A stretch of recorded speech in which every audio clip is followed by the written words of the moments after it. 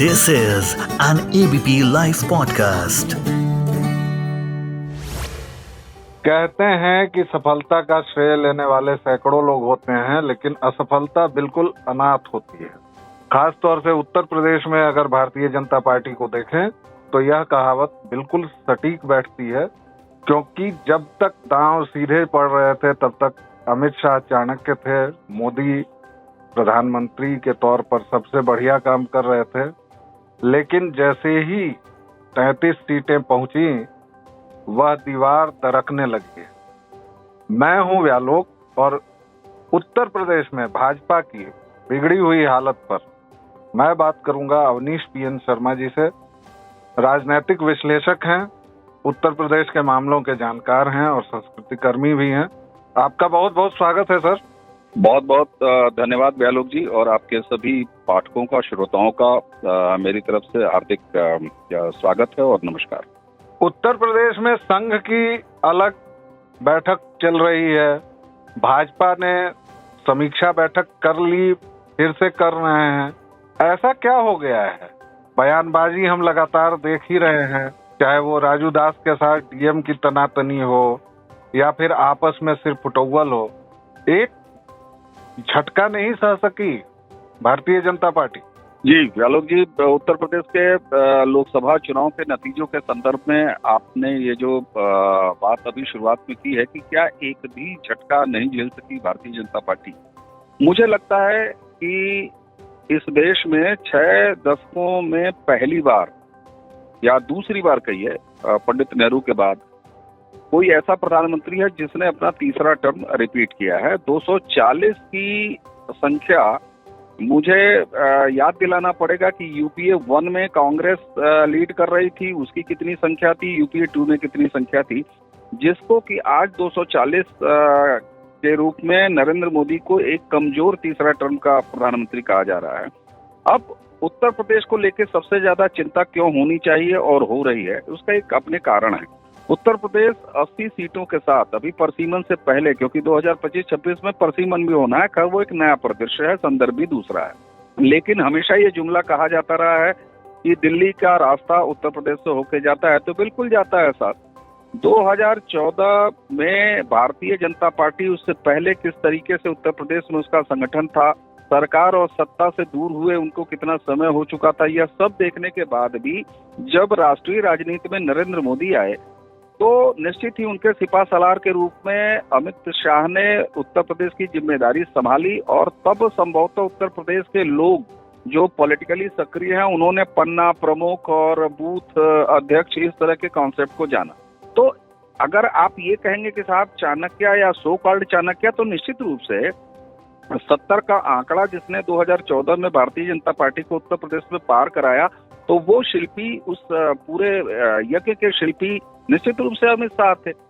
और 19 में जब सपा और बसपा का एक डेडली कॉम्बिनेशन, जो कि असंभव जैसा लगता था उत्तर प्रदेश के लोगों में और उत्तर प्रदेश की राजनीति को जानने वाले लोगों में, कि सपा और बसपा भी एक बार प्री पोल अलायंस जैसी कोई चीज लेके आएगी। देखिए, पोस्ट पोल अलायंस का इतिहास उत्तर प्रदेश या विधानसभाओं में कई बार रहा है, तो सपा बसपा जैसी पार्टियों के साथ भी कई बार रहा है।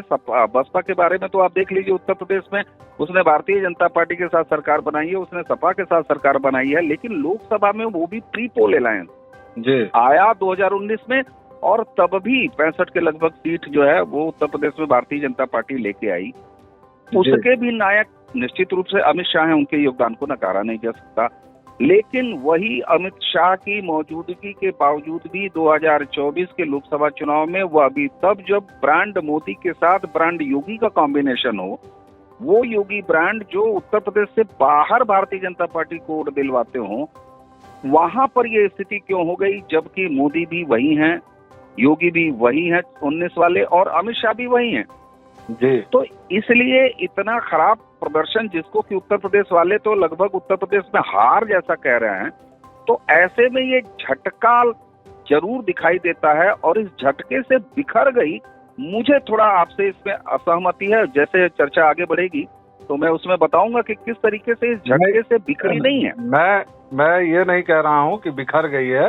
मैंने आपसे एक प्रश्न पूछा कि मैं जानना चाह रहा हूँ, क्योंकि 70 का दावा था 50 भी नहीं आए। और उसके बाद जिस तरह नेता परस्पर एक दूसरे पर बयानबाजी कर रहे हैं, महंत राजू दास डीएम से भिड़ जा रहे हैं, समीक्षा बैठक किसी होटल में हो जा रही है। आपको भी पता है कि कोई बड़े रैंक का नेता आता है या आती है और वो एक होटल में बैठ के समीक्षा कर लेते हैं।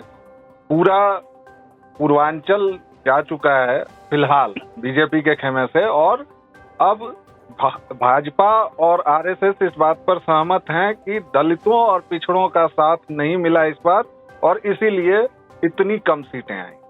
तो इसको जरा ठीक जाइए। बिल्कुल बिल्कुल। जब हार के कारण तलाशे जा रहे हैं तो निश्चित रूप से ये बात निकल के आ रही है कि दलित जिस तरीके से बहुजन समाजवादी पार्टी 2019 में कमजोर हुई, और कमजोर होने के बाद जो उसका वोटर वहां से चला, यानी बसपा से चला, तो वो सीधे भारतीय जनता पार्टी के पास आके रुका।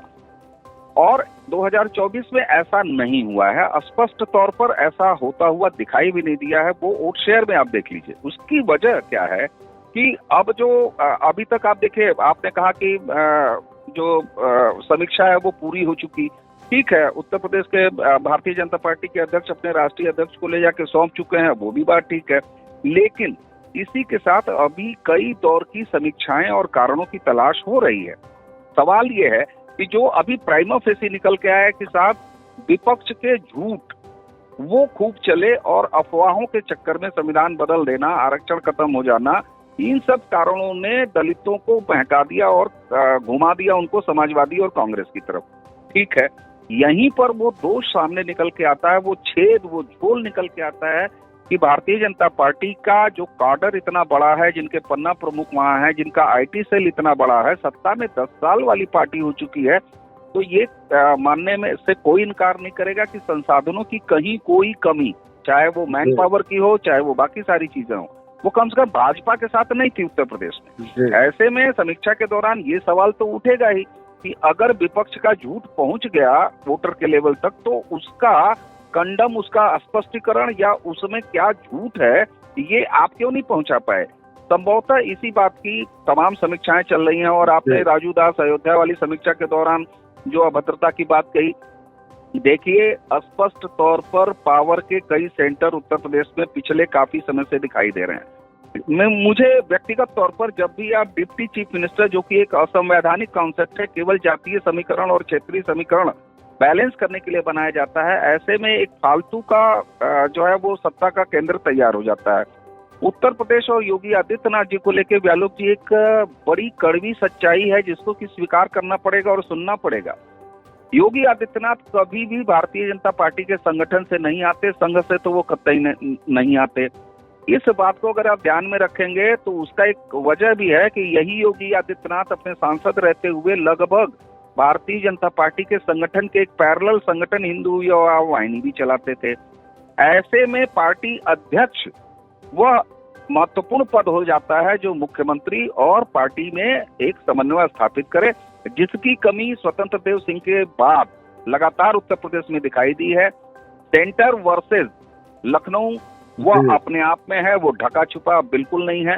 आपको मैं स्पष्ट तौर पर यह बता देता हूं कि पिछले कई महीनों से गृह मंत्री अमित शाह और योगी आदित्यनाथ जी के बीच में आपस में बात नहीं होती है। तो ये कई सारे ऐसे कारण हैं जहां समन्वय की कमी है, क्योंकि आप देख लीजिए मतदाता ने भारतीय जनता पार्टी को नहीं नकारा है। अगर उत्तर प्रदेश में 30-31 सीटें जो कम हुई है, जिसकी वजह से 240 पे अटक गए, तो यह भारतीय जनता पार्टी के चुनाव लड़ने की मशीनरी की कमी है। सर, वोटर कहीं से भी अलग नहीं हुआ है। जी, एक आखिरी सवाल और इसका संक्षेप में आंसर चाहूंगा कि बलि का बकरा ऐसे मौकों पर ढूंढा जाता है। आपके हिसाब से किसकी बलि दी जाएगी? मतलब कई की दी जाएगी, किसी एक व्यक्ति की दी जाएगी, या मुख्यमंत्री बदल जाएंगे, ऐसी कोई संभावना आप देख रहे हैं?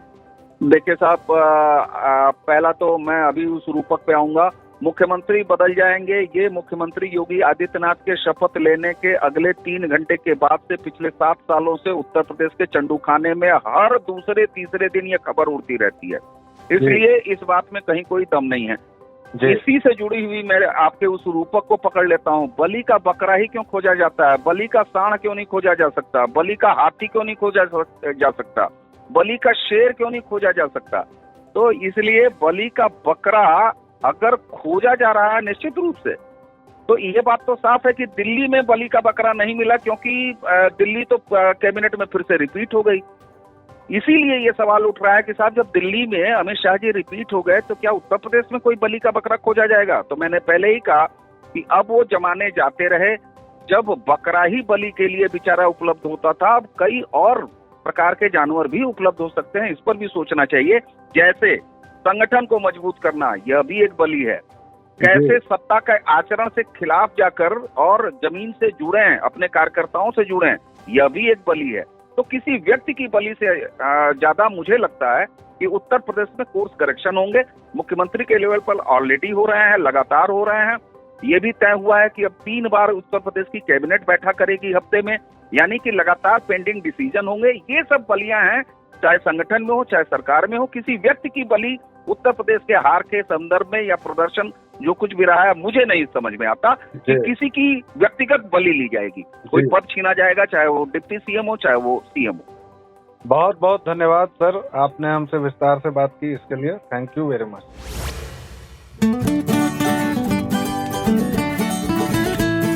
This is an ABP Life podcast.